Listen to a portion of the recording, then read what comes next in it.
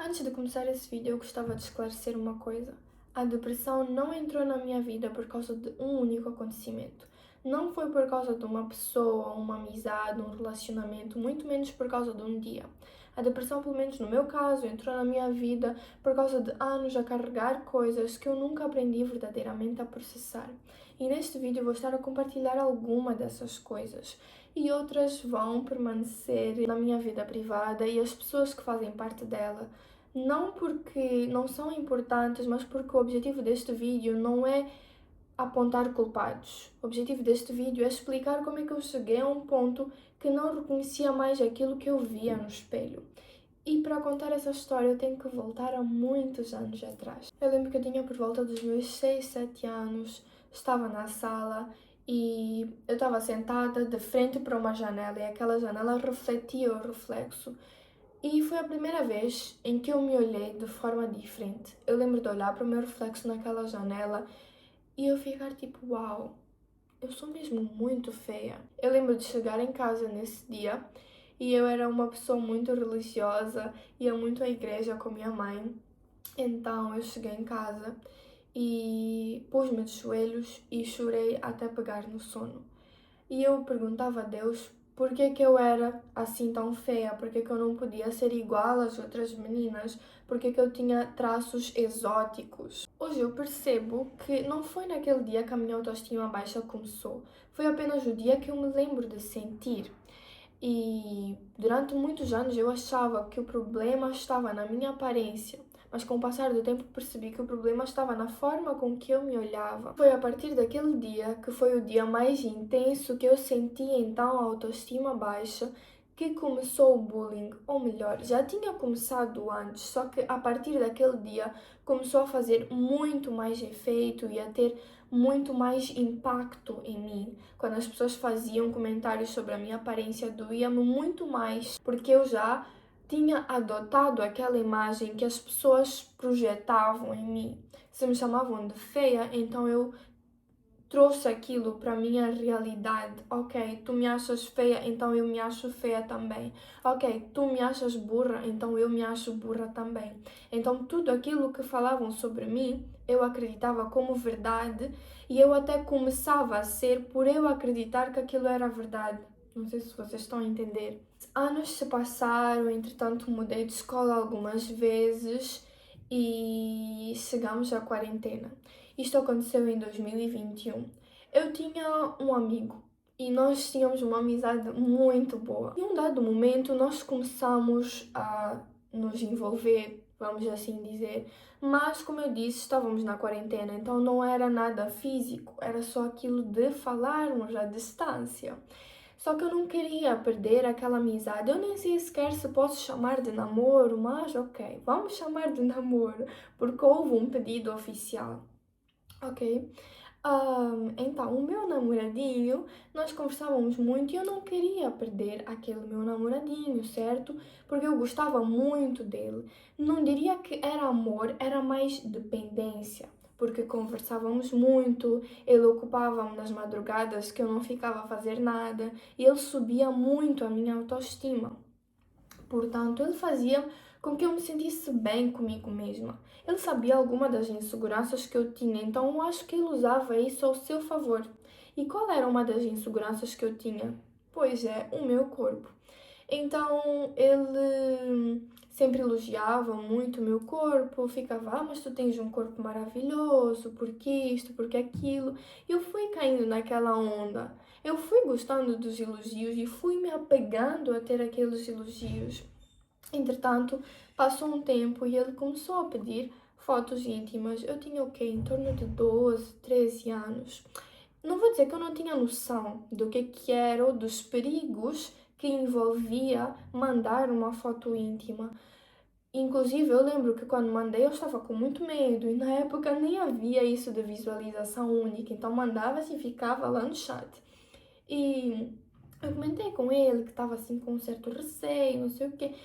E ele fez todo aquele discurso, não, porque podes confiar em mim, sabes que eu nunca faria nada para te decepcionar. E eu caí no papinho. Exatamente, caí no papinho e acabei mandando fotos. Sempre que ele pedia, toma foto, toma foto, toma foto. E assim foi, durante 29 dias. Quando ia fazer o 30 dia, eu cansei. Eu estive ali a pensar, I was overthinking a lot, e eu disse, eu já não aguento mais.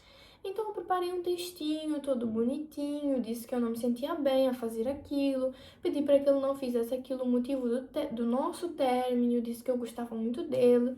E ele inicialmente disse, relaxa, eu nunca terminaria contigo por causa disso, fica descansada. E eu acreditei. Eu estava a me sentir a mulher mais sortuda do mundo, vocês. Eu acreditei. Eu fui dormir e acordei com mensagens da minha melhor amiga da época, que eram mensagens reencaminhadas dele a falar mal de mim. Exato, ele estava a falar mal de mim com a minha melhor amiga. Então a minha melhor amiga mandou-me aquelas mensagens e o que é que eu fiz? Reencaminhei as mensagens dele para ele. Eu fiquei tipo, o que é isto? Tu estás a falar com a minha melhor amiga? Eu acho que ele perdeu a paciência e ele acabou dizendo, sim, é isso mesmo.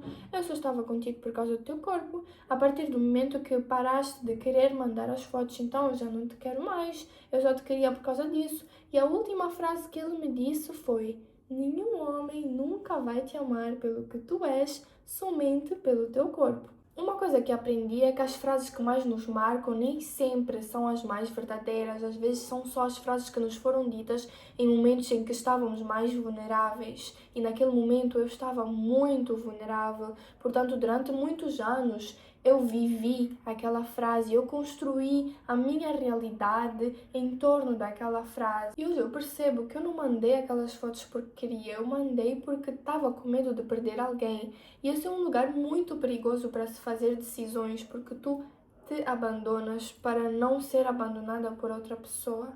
Esse é o pior erro que alguém pode cometer. Superei essa relação, passaram-se meses, isso foi em julho de 2021. No dia 8 de novembro de 2021, estou eu na aula de inglês. Meu telefone estava em cima da mesa e estava eu na aula de inglês a prestar atenção, faltavam uns 15 minutinhos para a aula acabar e recebo eu umas notificações de um colega. Eu vi, estava assim desfocado em cima da mesa, quando vos mandam fotos, as fotos ficam desfocadas. Então eu olhei assim de cantinho, né, para a professora não ver que eu estava a prestar atenção no telefone e vi assim desfocado. Pus o telefone no meu bolso, pedi à professora para ir à casa de banho. Nisso que eu vou à casa de banho, entro no chat e só confirmo aquilo que eu já achava. Minhas fotos tinham sido vazadas. Eu lhe perguntei quem é que tinha lhe mandado, onde é que ele apanhou. E no início eu não queria acreditar, fiquei tipo, ok, talvez foi só para um grupinho pequenino de pessoas, talvez foi só para ele, ou talvez compartilhou aqui, mas não se espalhou muito. E fui descobrir quando cheguei a casa que tinham inclusive pessoas a postarem, só que graças a Deus muita gente nem sequer sabia que era eu. Mas mesmo assim, sempre que eu saía de casa e ia para a escola e alguém me olhava, eu já ficava tipo, está a olhar para mim, está a ver aquela foto, está a olhar para mim, está a ver aquilo. Está a me olhar assim, já está a imaginar meu peito, tipo, já está a me ver de pelado. Tipo, era exatamente isso que eu pensava que as pessoas viam. Eu comecei a ficar muito insegura.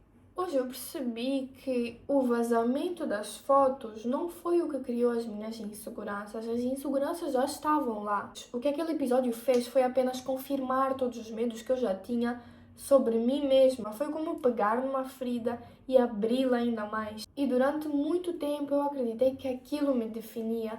E se estás a passar pelo mesmo, não caias nessa de que o que vazou sobre ti é a tua identidade. Porque durante muitos anos eu achei que aquelas fotos que vazaram eram quem eu era.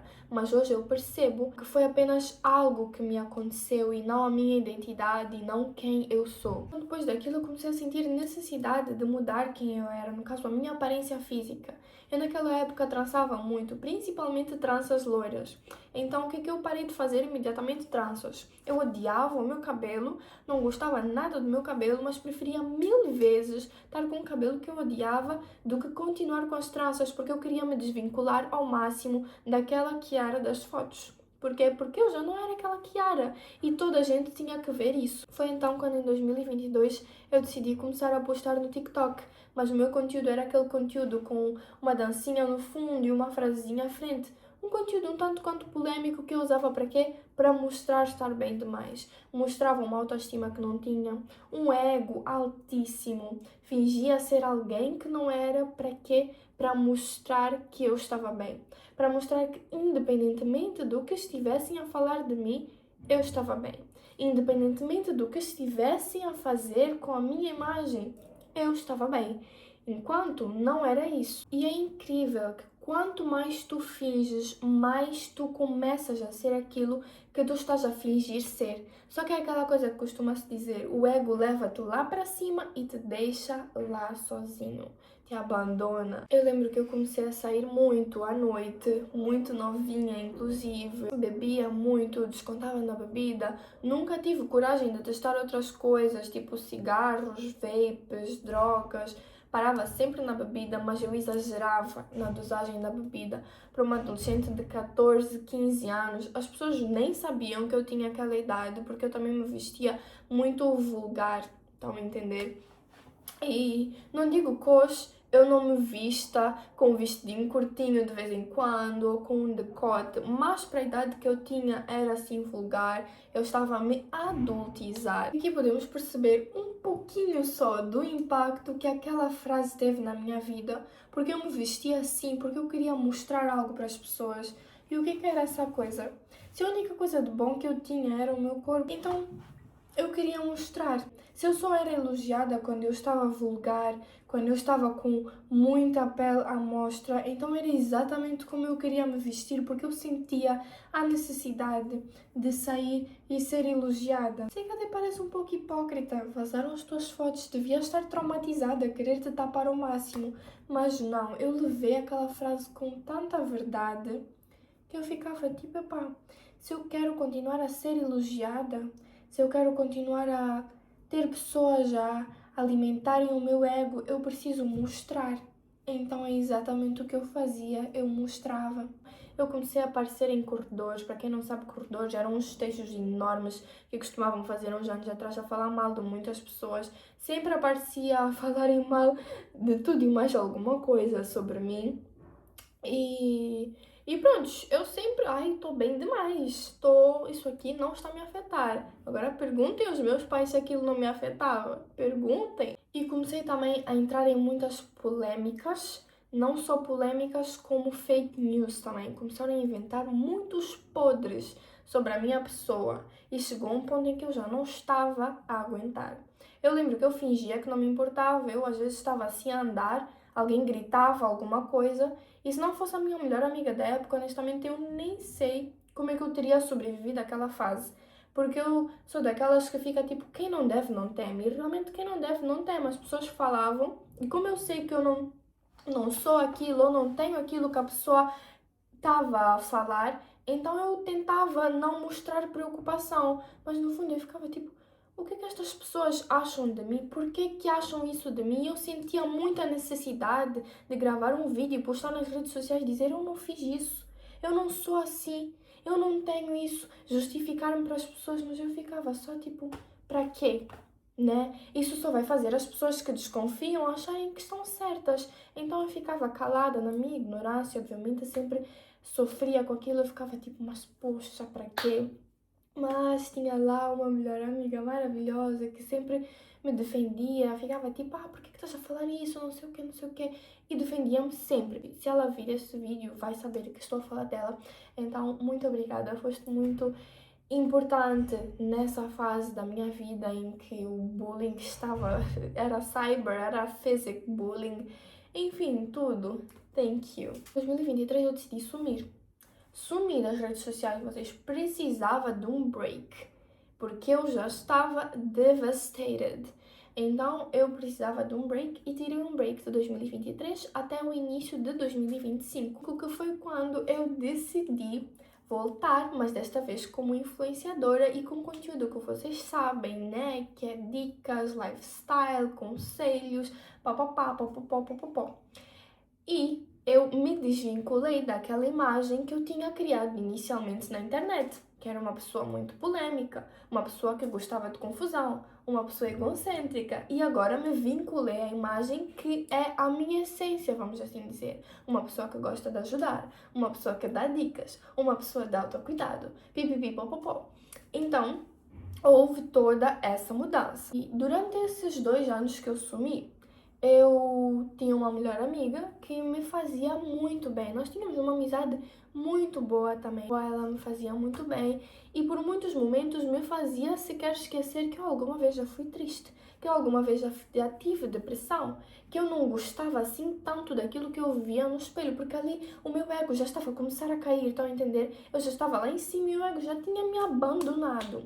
Então, é como se a minha ficha tivesse a voltar a cair e tudo aquilo que eu pus para baixo do tapete durante muitos anos é como se estivesse a voltar nesse intervalo de 2023 a 2025. E eu acabei também criando uma certa dependência nessa amizade. Entretanto, depois também comecei a namorar.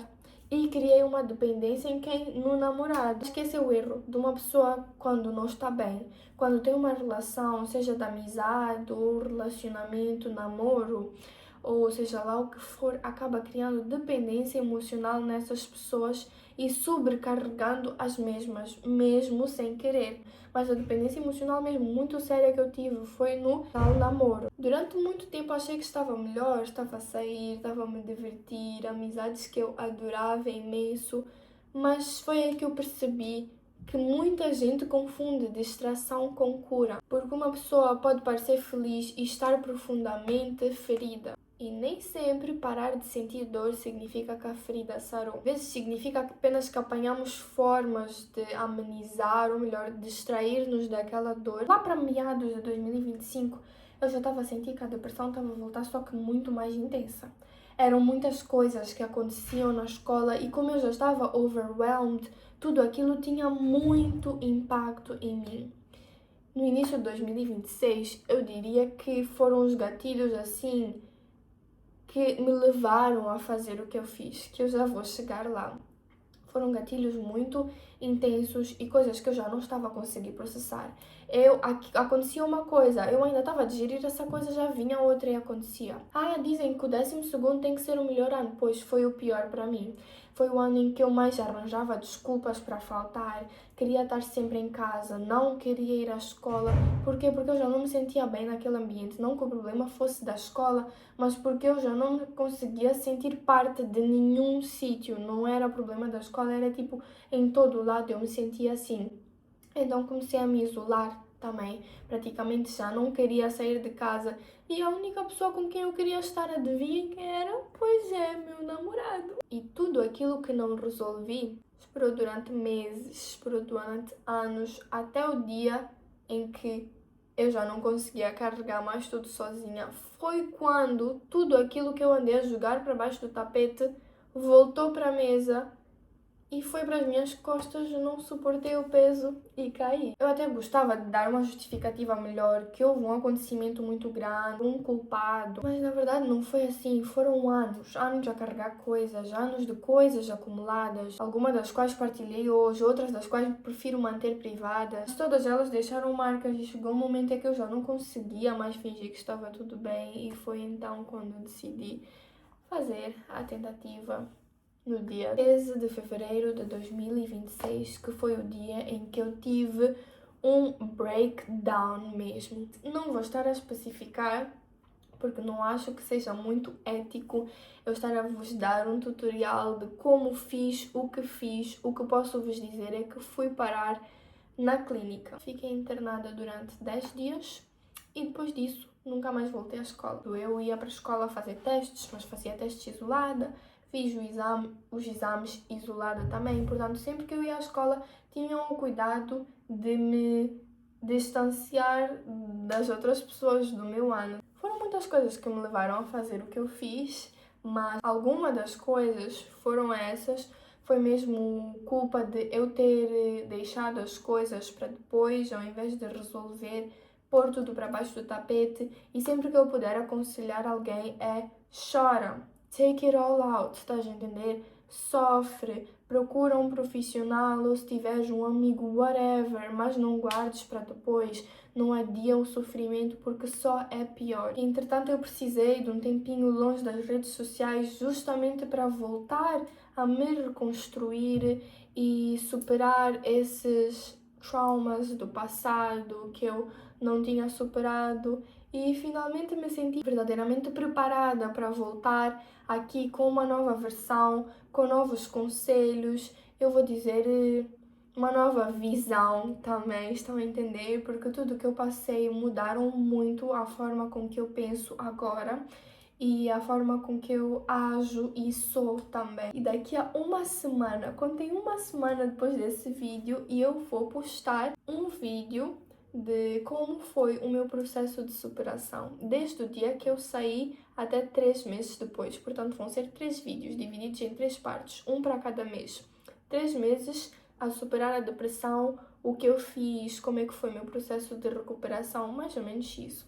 Então, espero que vocês tenham gostado desse vídeo. Obrigada por terem assistido até aqui. Continuem a me acompanhar por aqui, porque quero ser mais ativa aqui no YouTube também. É isso. Kisses!